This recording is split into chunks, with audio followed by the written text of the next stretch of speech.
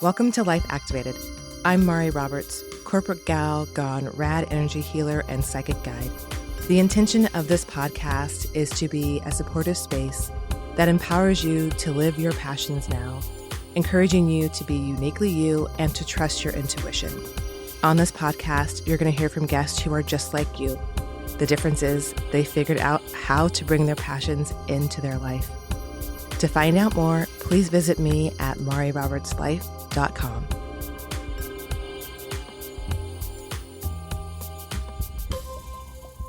Hello, everyone. Welcome to Life Activated.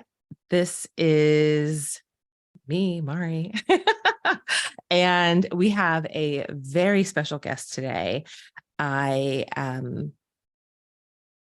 know that I say guests are special and all of my guests are special, but today's guest is extra special because they are related to me. And I am so truly excited for you to meet this person because she is going to inspire you. And if nothing else, she is going to activate you to begin to truly think about how you want to design your life and start to bring your passions to life in a way that works for you. So without further ado, I'm going to hand it over to my, and I'm going to say this, little cousin, younger cousin, Dynasty Taylor. She is just amazing. And I'm going to hand it over to you, Dynasty. I'm going to have you introduce yourself, and you know the spiel. You're going to give your intro, a little bit of the woo stuff, and we will go from there. Awesome. Well, I'm definitely excited to be here. I'm thankful and feel honored that you asked me to be on your podcast. And I'm really excited about what you have going on as well. And so, hello, everyone. My name is Dynasty Taylor. I am the founder and executive director of Dynasty's United Youth Association. I'm known as a youth advocate, an educator, a social worker, entrepreneur. I'm a dog mom.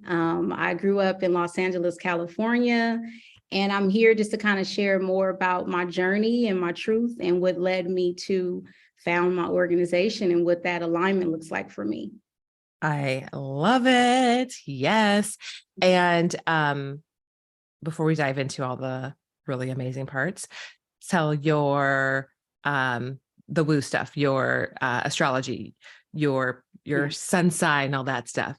Yeah, so I am a Taurus. My birthday is May 16th. Yes. Taurus. Yes. I feel like a Taurus is like a blessing and a curse because I feel like we're the most loyal zodiac sign.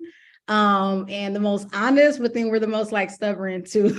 So. Yes. And we're earth signs, so we're like very slow to move. We're very slow to change. Yes. Very slow, not resistant, but just takes a minute to like grasp the idea. So yes. My sun is in Taurus at the moment, and my moon is in Aquarius. Oh, I love this. But that actually makes sense to me because from having an Aquarius in your moon, from what I know about Aquarius, right? It's like Aquarius is about the people, it's about community, and the work you do is about people and community. You are serving the community in a very big way. Yes. Like that's pretty amazing. So again, I just think that's so awesome. Something we were chatting about before we went live, and I want to share that I think is so just outstanding, is that Dynasty is in her 9th year of her nonprofit. And something else that I know you're going to go into, I'm just having a braggy braggerton cousin moment here. Mhm. And everyone can just allow that moment. Mhm. My cousin is a graduate of USC School of Yes. Social Work. Yes. And while still in school, Mhm. started her nonprofit. Correct. Yeah. Correct. Yeah. Yeah. Just putting that out there. Just putting that out there. So I just think that is so amazing. And that alone is also something that is inspiring and empowering and a reminder, I think. And again, we haven't even got into your background and your story, but Yeah. such a reminder of listening to your heart and following your passions, even while you are in the grind of going to like one of the top social work schools. Yes. Yes. One of the top social work schools, Trojans. Yeah, in the country, Yeah. and starting a non-for-profit, like from the ground up in your community. Yes. That is now 9 years old. Yes. And it's growing and going through growing pains and dealing with everything, right? So just sharing that with you. So before we dive in to me asking you a ton of questions and you being able to share with the community of the Life Activated podcast, more about who you are and inspiring them to look at their lives and how they can also start to design their life based on where they are. Right. I wanted to share the oracle card message with you and with the community. So I'm sticking with it. I'm still in right now, still in the Asia to Shore cards. I don't know when it's going to change, but it's what it is right now. Guided by spirit. And the card I pulled, I'm gonna share it with you, is called, it's Darkness. And her husband's a graphic or an artist, I should say. I shouldn't say he's a graphic designer. I don't actually know what he is. He's just an artist. So they work together when they create art. And, so these are her oracle cards, and then he helps her create the images with his art. So I'm going to just kind of tap in and see what the message is as it relates to darkness, and just know that this message is for you, but it's also for me, and it's for anyone else who is listening at this moment. Whenever you listen to this, whether it's when this is live or, if you're listening in a year from now or whenever, this is the message for you at that time. So let's just kind of connect in and see what it's about.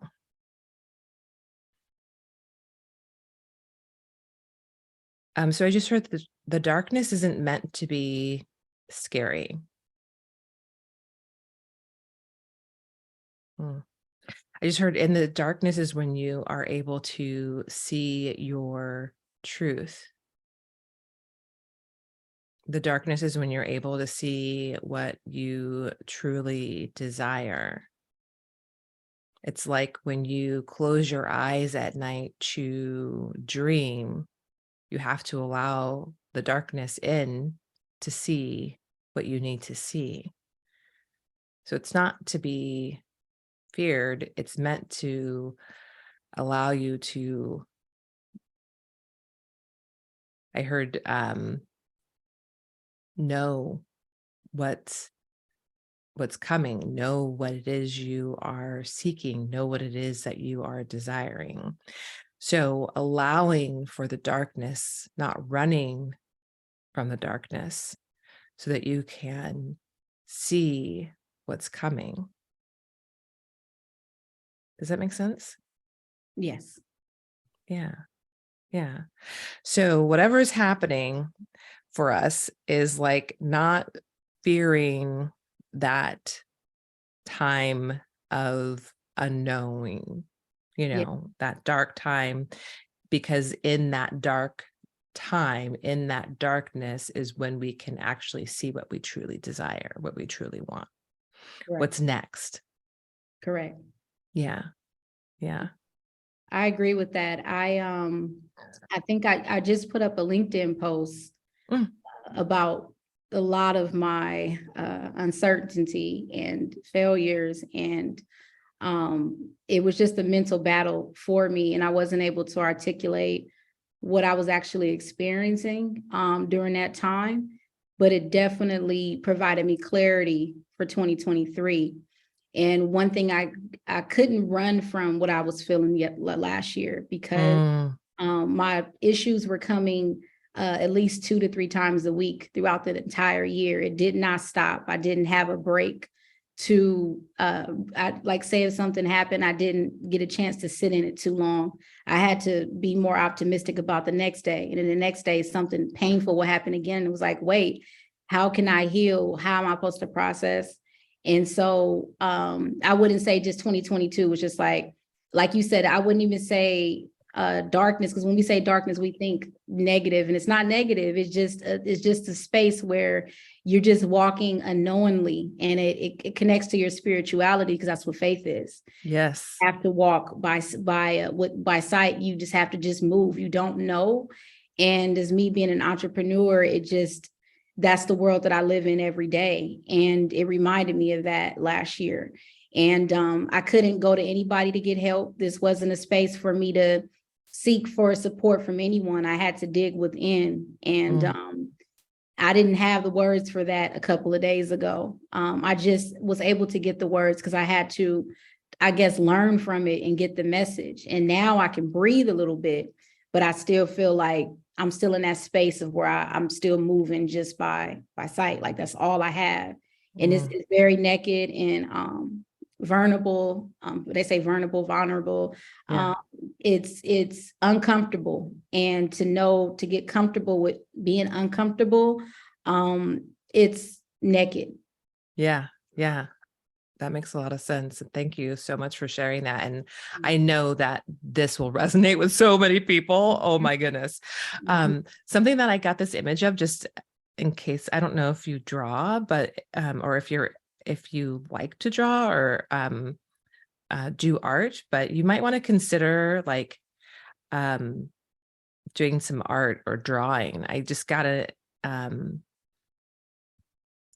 feels like, almost feels more like painting, but it could just be big markers or something. But it's a way for you to express yourself and get those feelings out in a different way.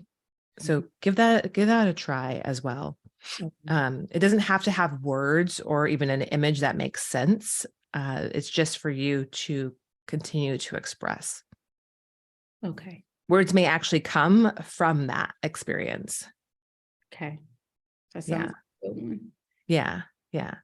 Did you used to draw or paint or like do that before? I do paint in terms of going to YouTube, and I basically copy the same instructions from the YouTube instructor. And so I have my own paint set at home, and that's been going pretty well, but not painting from a canvas blank without any instruction. Got it. I would invite you to try. Okay. Just see what comes up, like turn on the music and just go with your feelings, and don't worry about what it looks like or what it ends up being. Just paint with the feeling and let it be. Yeah. Yeah. That's super cool. Yeah. Yeah. Just go. I love it. See, find out things all the time. Yeah. That's I so definitely cool. need to try it. Yeah. Yeah. I love it. I love it. Okay. So if you could share with us a little bit about how the nonprofit came to be. And I always want to just say, I always like to, just full disclosure for everyone, I always have just called it the whole name. I never like abbreviate. I'm like the old person who's like Dynasty's United Youth Association. Yes. So, but you say it so nice and hip. And so I'm like, wait, how do I say the hip way? Do ya? Do ya? See, this is like old lady moments right here. Do ya? Okay. Okay. Do ya? So Yeah. talk a little bit. Tell us a little bit about the background, how it came to be. Yeah. So I think it's a great question to ask because most nonprofits are founded from, people of ancestry or people that are older or who have a humane cause that happened in their lives that kind of wanted them to give back. I feel like there was a shift in terms of my reason for founding the nonprofit. A lot of the reasons why I founded my nonprofit was mainly from my personal experience with the struggle growing up in poverty and attending public schools in neighborhoods that had the lack of educational and career resources. So for me, I think my first encounter was when I graduated from Dorsey High School, and that's in the pillar of the community, and it's publicly known. And I graduated, I think, at the top of my class. I was somewhere around a 3.0, 3.2, 3.3, something like that. And I graduated, I was accepted to 8 out of 10 universities. And one of the universities that I was chose was the Cal State Northridge. And so I attended the school, and anyone knows when you are enrolling or transitioning into a 4-year degree program, you have to take a pre-placement exam. And that is when the school is able to identify what courses to enroll you in terms of your English and mathematics skills. And when I took the pretest, I had received a low score on my English and my math, which means that I had to spend a little bit more time in college than my other counterparts that were either Caucasian or any other affluent races other than Hispanic and Black. And so to me, that was definitely demoralizing because I believe that if I was graduating from high school, that I was mentally and, prepared for a college preparatory program, and I was not. And so that really ignited a lot of emotions inside of me and questions just about the school systems because, Northridge is a diverse community. At that point in time in 2008, there were a very small population of African-American students. So to attend a UC, coming from where I come from was a dream. And to actually, emerged into that dream and fail at the forefront of that opportunity wasn't really what I expected it to be. And so from there, I had to start with a lot of my prerequisite courses that I could have took in high school if I was aware of what a college preparatory program looked like, but I was not. I was not educated in that way to know that. Yeah. So I started my English course, and when I received my first grade in my English course for essay, I received a D-. And in that same week, I took, I think, a quiz for my math class, and it was algebra, I think 1 or 2, and I received an F in that class. And so I was really confused. And when you're in a university program, if you fail a course, you have to hurry up and take it in summer school or you will be stumped out of the program. Yeah. And decided adding to this, right? So for most students, there's so many layers to this, right? So for most students, you would be so overwhelmed that you would just give up and drop out. Right. Most students, right? And adding to this, having myself gone to, I went to St. Mary's College, small parochial, Catholic college. And then I went and decided I wanted to go to a big university. So I transferred out and went to San Diego State for a small, hot second to experience what you experienced, where you're just a number. So you're just a number at a humongous school, not doing well. Nope. And if you don't have resources or a certain type of a personality, you're not going to survive at all. So, just really calling that out and, highlighting how critical, especially that first year of a freshman college student is, not to mention like how expensive this crap is these days.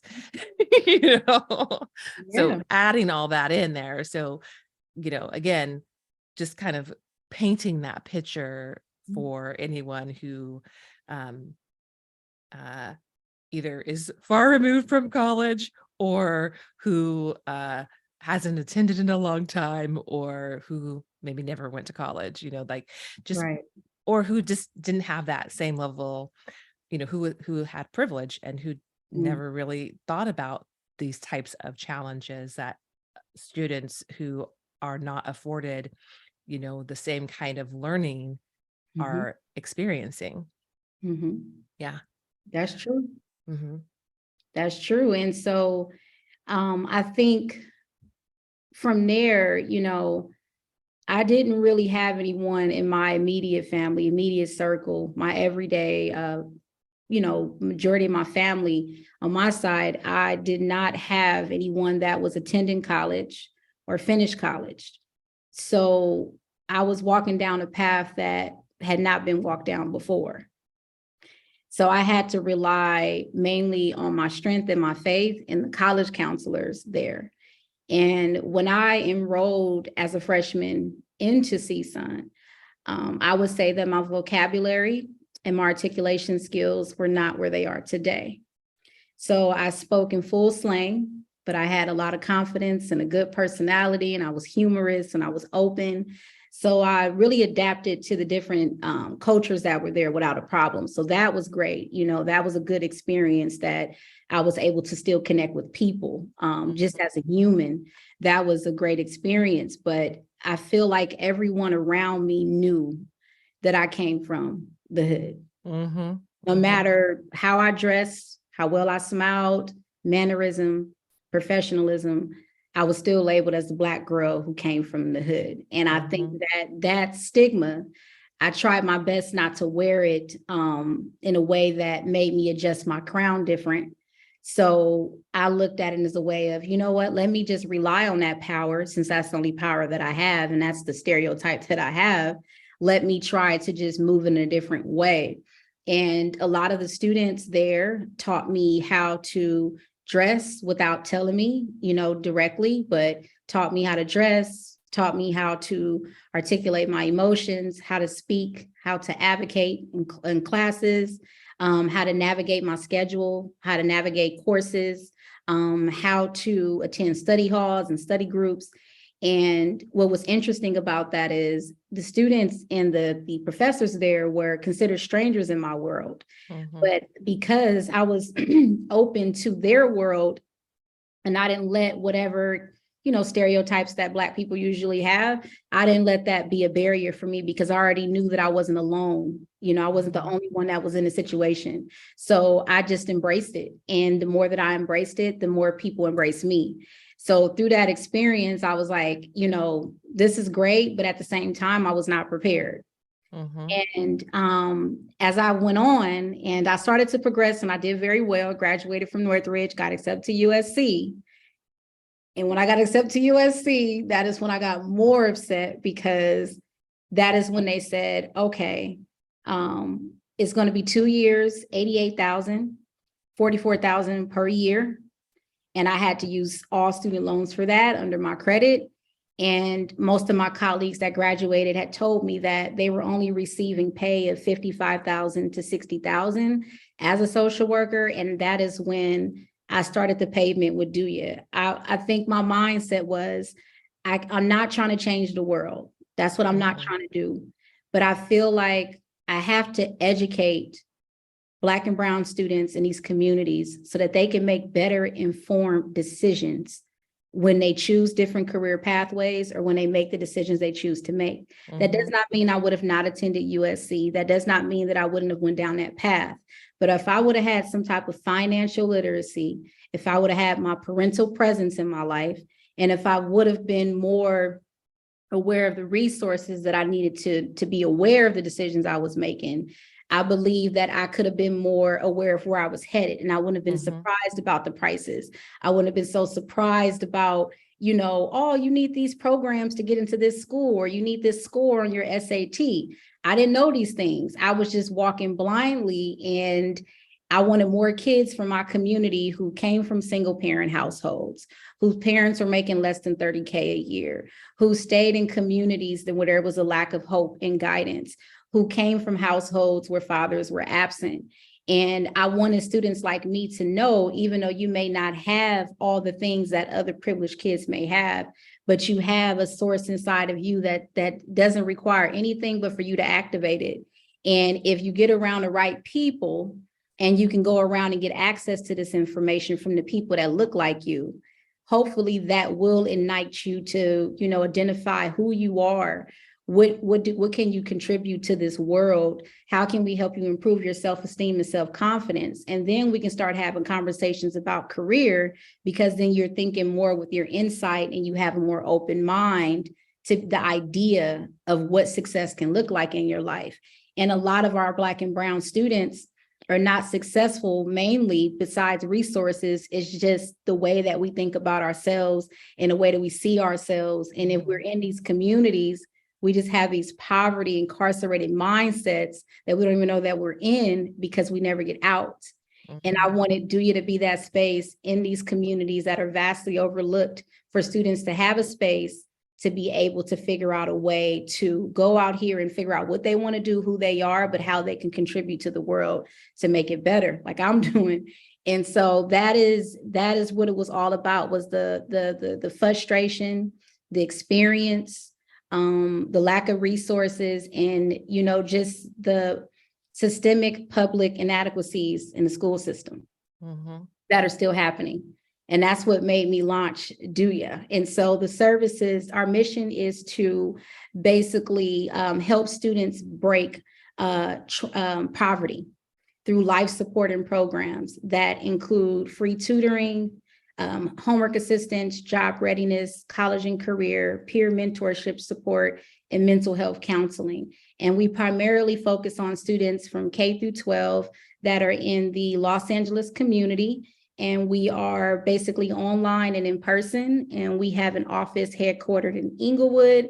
And we're located in parks, libraries, online, school districts, everywhere. navigating hopefully into the juvenile camp soon. So that would be amazing. Some strides. Yes. That's going to be amazing. Yes. And it's so great to hear. Well, I have so many things to say, but coming to the spread, right? Like, the pandemic sucked, but the pandemic created opportunities to think about how you could reach more kids differently. Yes. Yes, that's correct. Because of the pandemic, before the pandemic, we were operating at public libraries, and we were not online, and we were not in school districts. But when the pandemic happened, we had to convert our in-person program to a virtual platform within 1 week of being shut down at all library locations.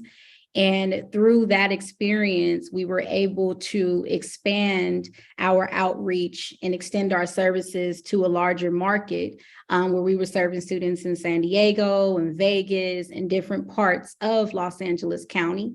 And then from there, the demand for tutoring had increased inside of schools and other public entities, which resulted in me leaving my full-time job as a school counselor and taking that risk again.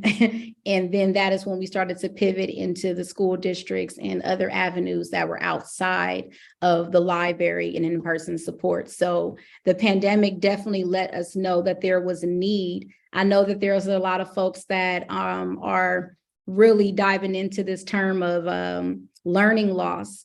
But the learning loss was already existing prior to the pandemic. I think the pandemic exacerbated a little bit more, and it became an awareness on the forefront that it already existed in BIPOC communities. Yeah, exactly. Right. Like, what it showed was, um, let me say this differently. What it did was for the communities of privilege, it affected them. Mhm. But for other communities that were already suffering, it was Mhm. the norm. Yes. Yes. I think that's more of like the difference, right? So Yeah. so you're having a service that was already in place, Mhm. you can spread to support those BIPOC kids Mhm. in more locations, which is so great. Yes. Um, just listening to you speak, I literally was like trying to fight back the tears because I'm, obviously your cousin and I'm so proud of you. But um, it just, your determination and your true passion to change lives is awe-inspiring, you know, Mhm. and you are going to, and you already are doing that, right? And, you know, um, one, I truly hope this podcast, if nothing else, helps create awareness, but I definitely hope everyone listening is going to become a donor. And if not for your organization, for organizations in their communities, but um it's so important, the work that you are doing to help other people connect to their passions and to see what's possible for them to um live the lives that they are meant to live, right? Mhm. And that you had this spark at a young age that kept you going no matter what. When I started the journey of cultivating my own inner wisdom, I was so disconnected. I was literally following the path of every should that you could possibly name. And that led me to a soul sucking job. I woke up one day and I realized that I didn't even know who I was. I didn't recognize myself. I was stuck. I lacked confidence and I couldn't tell you not only what I was passionate about, but what my values were or what my purpose was. I didn't want to feel like that anymore. And I sure as hell didn't want anyone else to feel that way. That led me to taking one simple step at a time to begin to reconnect to my truth, working with mentors on my psychic gifts and becoming a certified coach, working on cultivating my healing gifts. And I knew that when I was working with clients, the most important thing was to provide support that was intuitively led, but practical and grounded, because this is the world that we live in. It's connecting yourself to your intuition and doing it in a grounded way so that you can expand and make the impact that you're here to make. This has led to this course, Life Activated. I help you connect with your vision and your purpose so that you can see what is for you and what you actually want to do. This course, Life Activated, was created because I wanted to give you something that was accessible, that you could come back to over and over again. I wanted it to be something that could be reached by anyone. What is this Life Activated course? Well, I'll take you through. This is a 3-step method that you're going to go through to connect with your purpose, to identify your vision clearly, and to identify the steps that are for you to take and execute your plan so that you can reap the rewards of living the life that you are here to live, making the impact that you're here to make. Because you and I know that you are here for something great. This course, Life Activated, is an 8-week hybrid program. It's blending community and giving you the option to have one-on-one support with me. There are group calls, support calls for 8 weeks. You're going to have access to people who are just like you to ask questions, share insights, receive validation. And if you choose to work with me one-on-one, you are going to be able to dive deeper into your unique vision, tackle any particular challenges, and get support to help you make clear, guided steps. I know that sounds great, but the most important thing is this community doesn't go away. You're going to have access to a community beyond that that you can be a part of for as long as you want for life. Because journeys of this kind aren't over in an 8-week time period. And I want you to have the ability to be with your community and celebrate for life.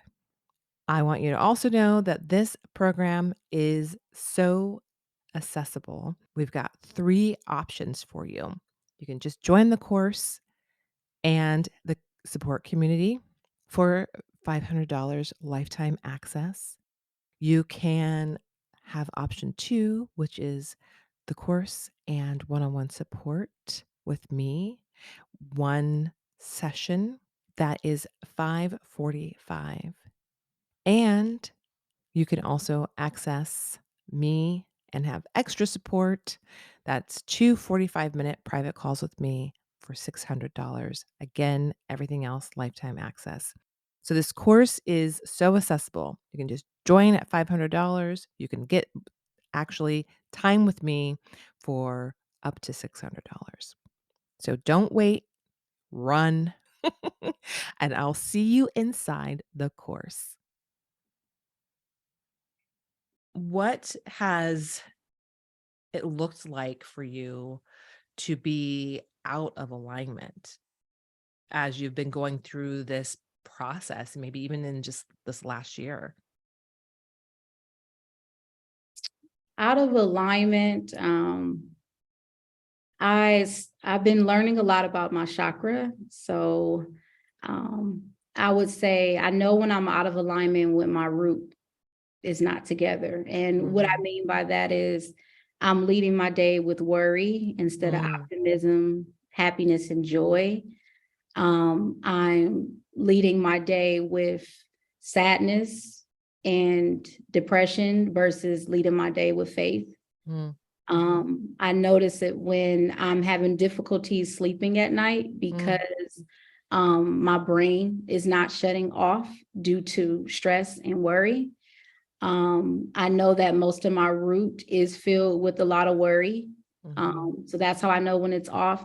And I also know when it's off is when I have struggles with uh, identifying my, what do they say, your affirmations of the day, what went well. mm, I'm so consumed with what didn't go well. mm, And it's difficult for me to highlight the 1, 2, or 3 things that did go well. And it's not like I can't highlight it, but when I say it, I'm not excited about it. mm, Or just like, oh, this happened, because I'm so focused on what I would want to happen versus just being present. And when I'm moving in that way and not being present, I know I'm not in alignment because I'm not being focused on gratitude. I'm not being focused on the things that I'm fortunate about, that I should be more than happy and blessed about. mm, And I know that, when I'm not in alignment, when I withdraw from personal life. So that means social media, I won't post a lot. That's usually when I'm going through a lot. When I don't answer the phone, but I will text just so that people know that I'm here. And that's kind of when I know that I'm not within alignment with myself. mhm, mhm. Um, the root one I think, and we'll talk more about your learning about the chakras. Yeah. I love this. I love this.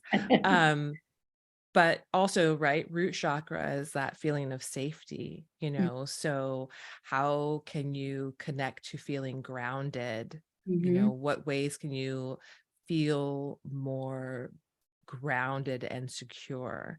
Mhm. Is that going even for a walk? Is that literally going and getting outside and touching nature and touching the trees? Is Mhm. that even just sitting in meditation, or just sitting and even imagining, Mhm. tree roots growing from yourself to help you feel in that sense of security, but also, um, you know, in other ways of security, right? Like reminding yourself that you are safe and secure. You have your home. You Mhm. have, you have your uh savings account, your bit, whatever it is, right? Like you have Yeah. those other types of security as well, right? Because that is our sort of base thing of like Mhm. security. You are physically secure, your body is physically secure, right? So Yeah. connecting to that is other kind of good things to kind of not to say kind of good things to support you, and other ways to think about supporting yourself when you're having that. And oh my god, I can totally relate when you said, like, not answering your phone and withdrawing from your like friends and people, right? When I'm Mhm. out of alignment, that's for sure. I Yes. become really uh disconnected from friends and family, right? Yeah. Yes. It's the easiest place to kind of just hide from. It's a really, the people who can help you the most and love you the most are the first you that you hide from. It's Yes. super interesting. Yes. um how do you know what alignment feels like when you're coming back into that center point for yourself? When I'm in a space of gratitude, Hmm. and I'm also at a space where I want to be around people more and my family, Hmm. that's when I know that I'm there. And another way that helps me is Duya. Duya has always been a safe and sacred space for me, because, like I said, it was created from my struggles. Yeah. So it's very personal to me. And so, what really helps me get back to that alignment is when I hear the testimonies from my students and my parents Yeah. and former staff members, former interns, current volunteers, current staff. And when they tell me how they view me or how the services have impacted their lives, that lets me know I'm where I want to be. I just need to know, I just need to believe that myself. Mm. Sometimes the mirror that I see myself, people don't see that same mirror. They see a reflection of me, but the person I see in the mirror can be sometimes very insecure, Yeah. and feeling, just all of the negative things. We're like our own worst critic. And so when I come to the program and I see the results of it, it's like a prayer that God answers for me and tells me, like, see, you're in the right place. You just have to focus on your gratitude and look around and be present. And when I'm more present and I'm more like happy and I'm eating more healthy and I'm answering phone calls, I'm like, oh, I'm aligned. Like I'm getting Hmm. back to where I am. Hmm. And that is when I know that I'm in a great space. Yeah. But I think that I'm always fighting between two people in terms of my alignment. Who Hmm. am I when things are going well, but who am I still when things are not going as planned? Hmm. And that Hmm. same person sometimes is not the same person. It's Hmm. like I can't just be Dynasty Taylor when things are going well. Then when I'm not going well, I don't know who Dynasty Taylor is anymore.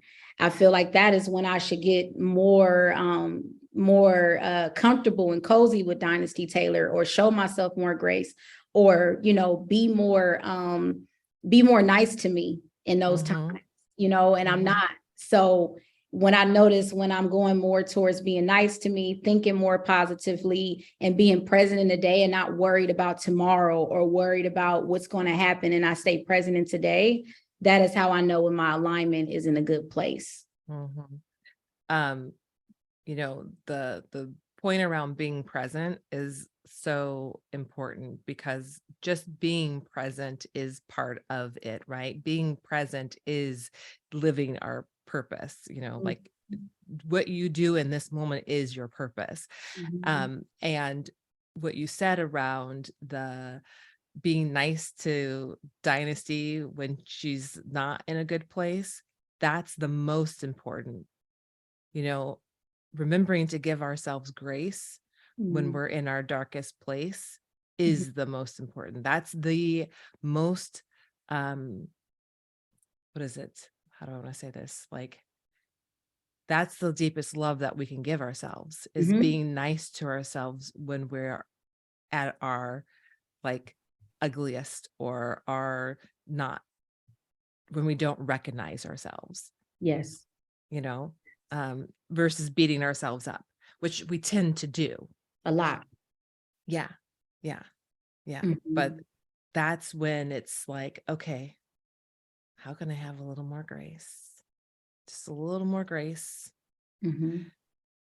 And something that comes up when I do a lot of energy healing for my clients, when they're in those places, it's how can you receive just a little more love? Yeah. What would it be like to receive a little more love? A little more love from yourself, a little more love from others. Right. Right. Because from that place, receiving, you can then give. Yes.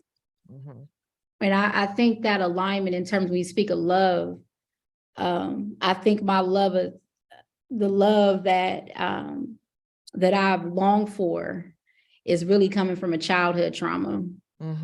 So I think that alignment is still not aligned the way that I would need it to be, because it's something that I've been expecting for years and still have not gotten. And then knowing that one day it may not come in that form or from that person.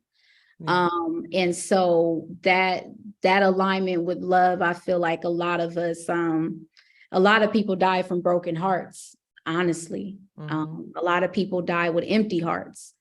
And so I would say that that's one of my biggest fears in terms of my alignment, is whenever I do transition in life, is to die empty. I don't want to die empty. And I feel like that is where, when you think about alignment, I feel like a lot of our love, if we was to put it on a scale 1 through 10, what is the love of self? It'll probably be low. How much love is given to us? It might vary depending on your upbringing or your relationships. So I just think that's a good point to bring up. I think a lot of people are stuck in that place. And like, how can you start with like the giving yourself first, filling your love up first, and then receiving, and realizing that sometimes receiving from maybe where we want to receive it may not come, but from where, what, there's that song, I'm so bad with these things, first of all, but there's that song, like, it's like the Rolling Stones, where there's like, you can't always get what you want, but you get what you need. But what if like receiving love from, like healing that wound, healing that trauma, right, in other ways, and then realizing that you could receive love from other places that could be even greater than the love that you were seeking from the person who's not capable. Of course. Yeah. Which is like the hardest thing too, right? Right.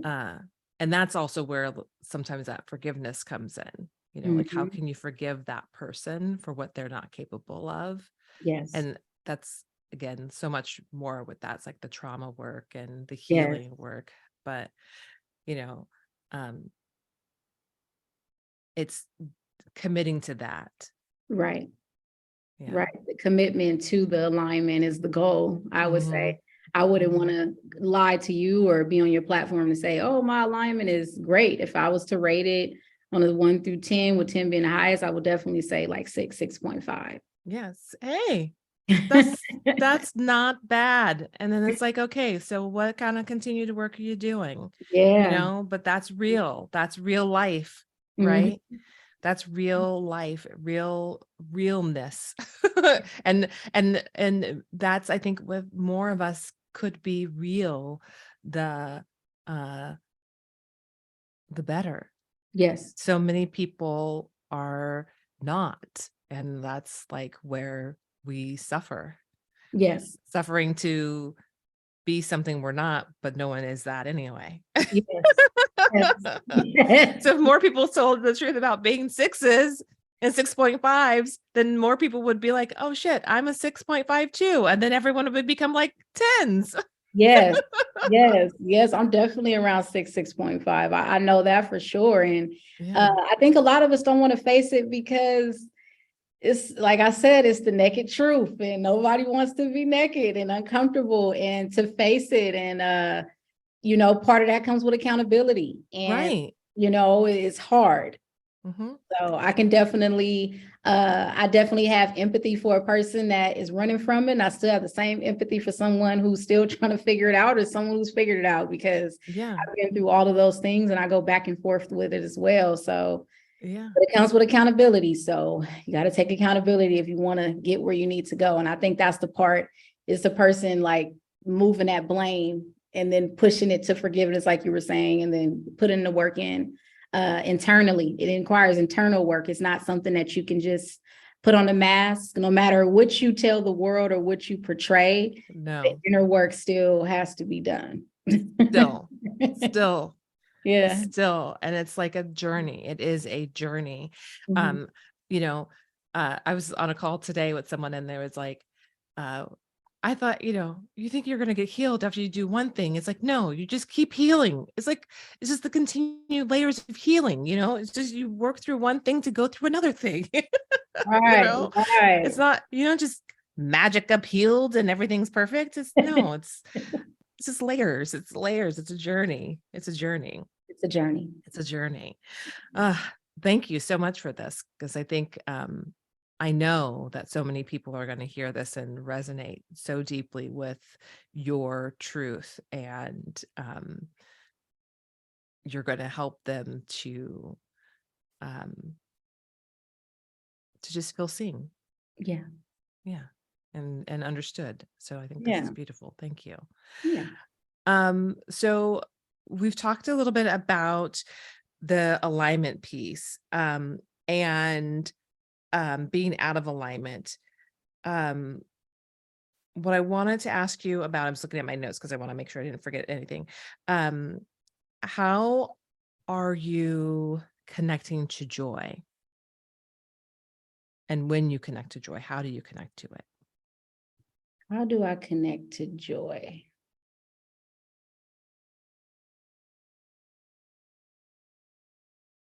I connect to joy the most, is when let me see, that's a good question.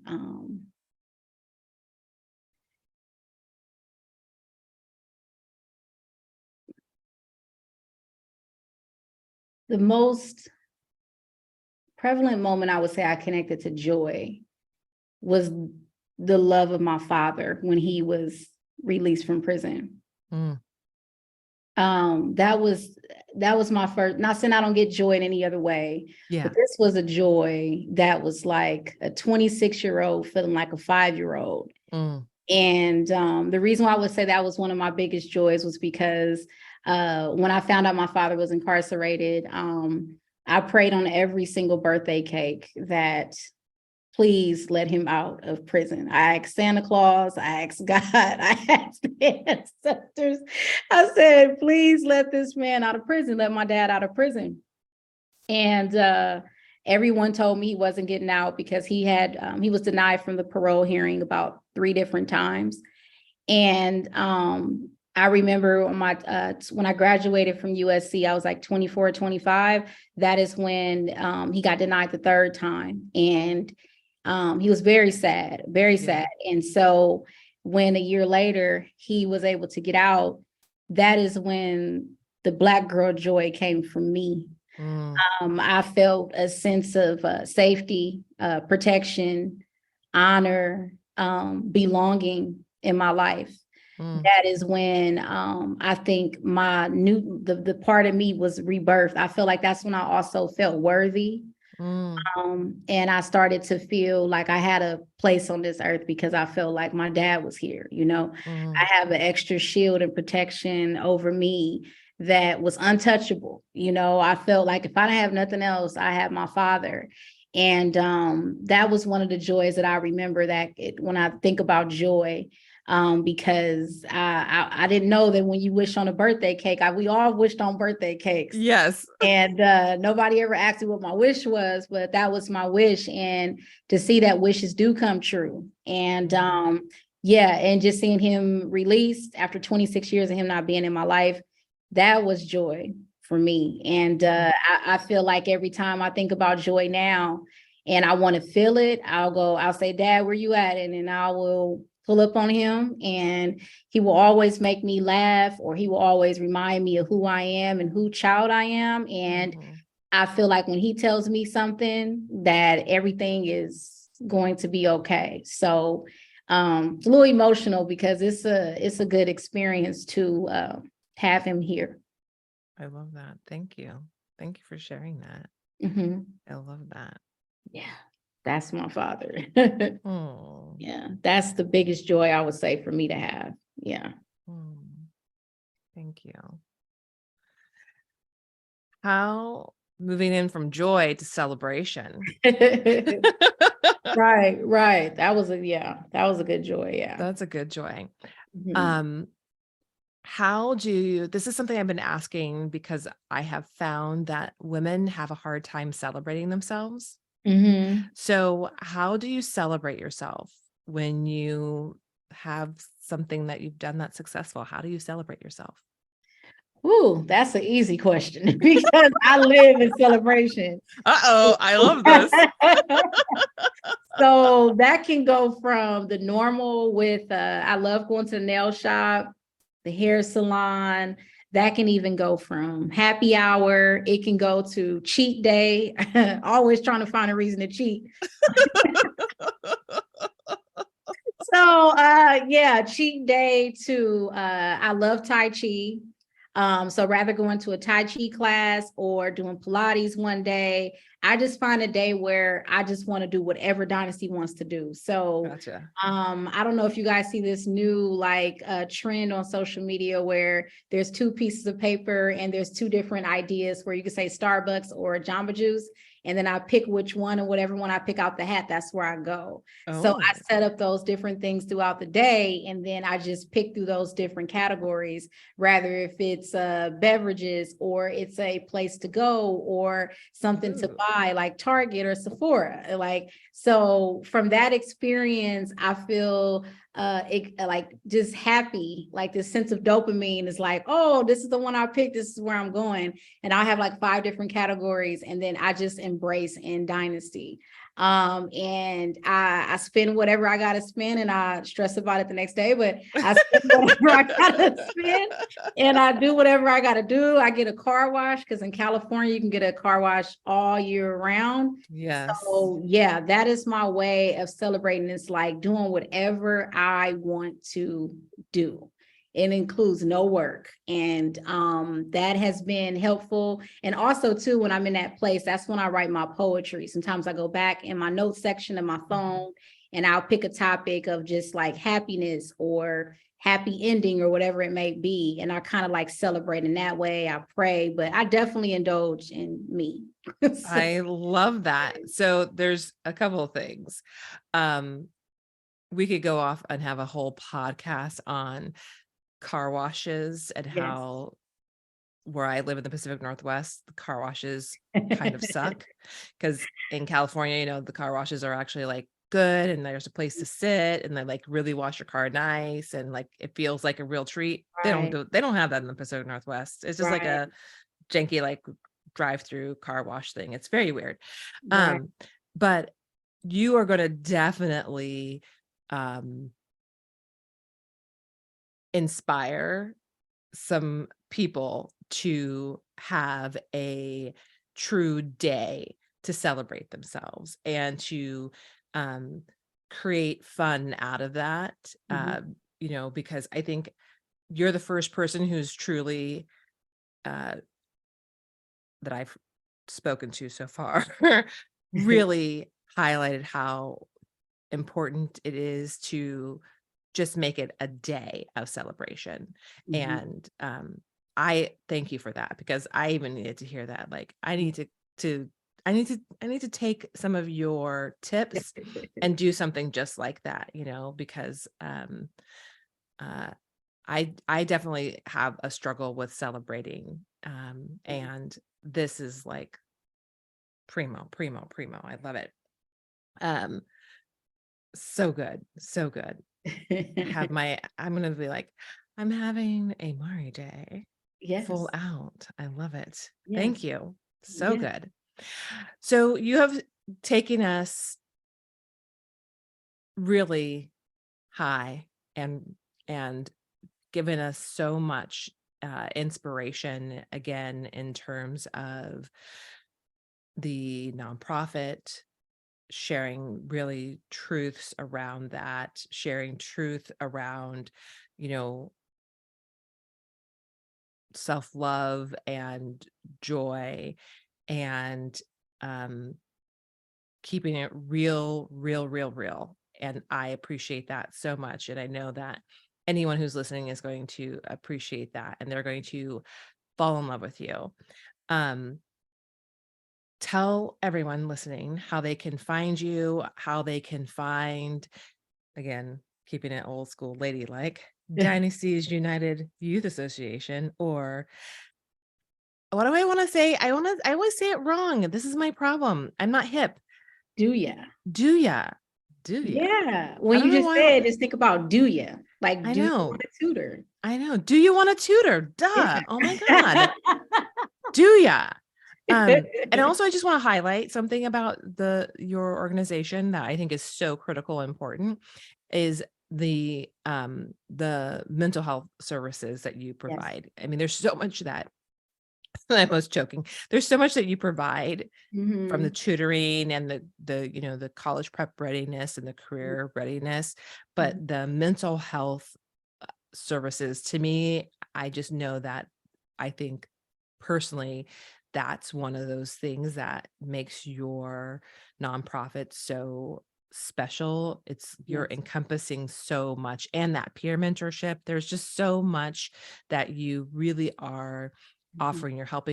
You're helping the youth become leaders by giving them peer mentorship Mhm. opportunities. You're giving them these opportunities for developing their skills. You're getting them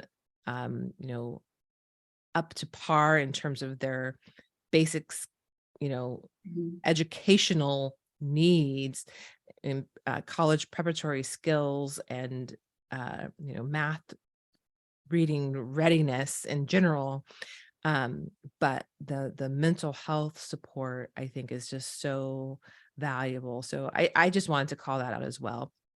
So now tell people how they can find you and how they can support. Do ya? Yes, you can find me in the organization. So in terms of social media platforms, we can start with LinkedIn. You can look up Dynasty's United Youth Association there, and or you can find me, Dynasty Taylor, as well on LinkedIn. And you can use those same accounts for Facebook and Instagram. So it's spelled the same all the way across the board. So all platforms can be used for that. We don't have a YouTube or a Twitter, but that is how you can find me. And if you would like to support in terms of your expertise, your time, or resources, you can also, contact me, any of those different platforms to reach out. Any support is needed. And I feel like everyone in this world has something to contribute. So it doesn't have to be monetary. It can just be your time, resources that you may know about, a resource, a referral, whatever that may be, or just mentoring a youth. So everyone is welcome to contribute to, the trajectory of our youth. Yeah, I love it. And I just want to also shout out, like, if you are listening and you do work at a company, a corporate company, don't forget that you have, corporate matching. So do consider a monetary, I'm going to invite you to consider a monetary donation, because your company will match. All you have to do is have Dynasty's Youth United Association added to their matching. Usually you can find her organization in the systems that they're in, because it's, a nonprofit. If you can't, you can reach out to Dynasty and she can give you whatever information, or reach out to the organization that's that your company is affiliated with to get into the system. And then you can do your charity match, because there are especially times of year that you can do double matching. So whatever you were to donate would then be double matched by your company. So like if you were to give $100, then it would be $300 that you were giving basically through your company. So just wanting to highlight that if you do work in corporate, consider that as well. I got to plug the corporate stuff, because hey, while you work at corporate, use it. Okay. Yes, please do. Oh my goodness. All right. Well, thank you so much for sharing your story, for sharing, how you have truly designed a life based on your passions, and how you are creating opportunities for other young people to connect to their possibilities and their passions as well, and for just being amazingly awesome and really real. And I know, like I said, so many people are going to fall in love with you. They're going to fall in love with the organization, and I'm so grateful for you being here. Yes, I'm grateful to be here too. It was a great time. Awesome. Awesome. Okay, with that, we're going to say goodbye, and we'll talk to you all soon. Bye, guys.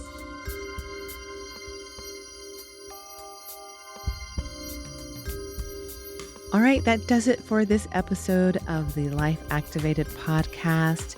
Thank you so much for being here. Please do subscribe to the show, rank and review the podcast. 5-star reviews go a long way.